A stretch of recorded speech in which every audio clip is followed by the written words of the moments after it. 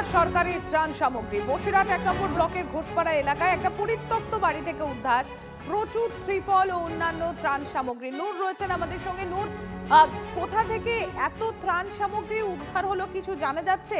আর কতদিন থেকেই বা এগুলো স্টোর করা ছিল? দেখো, রাজ্যে পালাবাটো হয়েছে, পালাবাটো হওয়ার পরেই রাজ্যের বিভিন্ন জায়গায় কিন্তু ধরপাকড় শুরু হয়েছে। ঠিক এমনই ঘটনা ঘটল আবার বসিরহাট 1 নম্বর ব্লকের একেবারে গোটরা গ্রাম পঞ্চায়েতের ঘোষপাড়া এলাকার মানুষের অভিযোগ, এলাকার তৃণমূলের পঞ্চায়েত সমিতির সদস্য বাপ্পাদিত্য ঘোষ তিনি গরিব মানুষের এই সমস্ত ত্রিপল ত্রাণ সামগ্রী আত্মসাৎ করে রেখেছিল। সরকার পরিবর্তন হতে ধরপাকড় হচ্ছে, তাই সেই ভয়ে তিনি তার একজন সহকর্মী, তার এই যে তৃণমূল নেতা বাপ্পাদিত্য ঘোষ, তার যে একেবারে ঘনিষ্ঠ, তার বাড়িতে, তার পরিত্যক্ত বাড়িতে এই সমস্ত ত্রাণ সামগ্রী ত্রিপল কিন্তু মজুত করে রেখেছিল।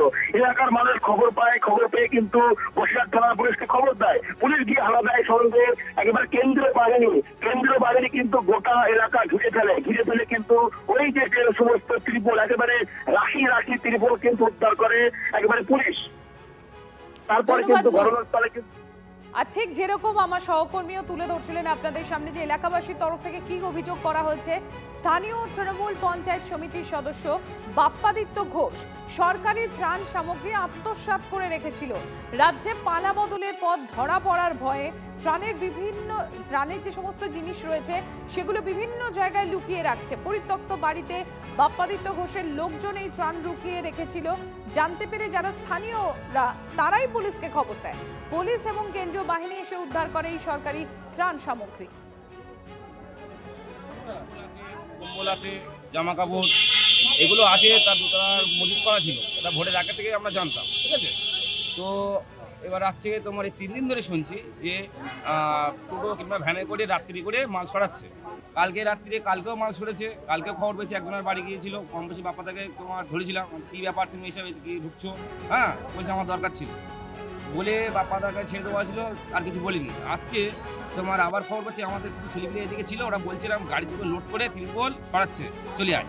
তাই আমাদের ওখান থেকে কম বেশি আরও আমার 5-7 জন ছেলেপিলে ওখানে ছিল, চল তো দেখি। এসে দেখি তোমার সত্যি ত্রিপল এখানে করা আছে। গতকাল রাত থেকে মালগুলো সরছে। আচ্ছা, এবার আমরা যেটা খবর পেয়েছি এর মধ্যে কিছু কম্বল আছে, আচ্ছা, মানে হচ্ছে বিধায়ক কোটার যে কম্বল হয়, আচ্ছা, আচ্ছা, আরও কিছু মাল আছে যেগুলো আমরা খবর পেয়েছি, যেগুলো হচ্ছে বিধায়ক কোটার যে সমস্ত বস্ত্র আসে, আচ্ছা, সেই সমস্ত জিনিস তিনি সরাচ্ছিলেন। সঙ্গে যেটা হচ্ছে আপনার ব্যাপক পরিমাণ ত্রিপল, ব্যাপক পরিমাণের মধ্যে কত হাজার হবে? অন্তত 3000 ত্রিপল। আপনি তো আচ্ছা, দেখতে পাচ্ছেন 400 প্যাকেট। আমরা দেখেছি বাদুরিয়ার পাটক্ষেত থেকে আপনার টাকা উদ্ধার হয়েছে। আমরাও আশা রাখছি যে যদি ঠিকভাবে তদন্ত হয়, এখান থেকে মাটি খুললে টাকা না পাওয়া গেলেও আপনার ত্রিপল পাওয়া যাবে।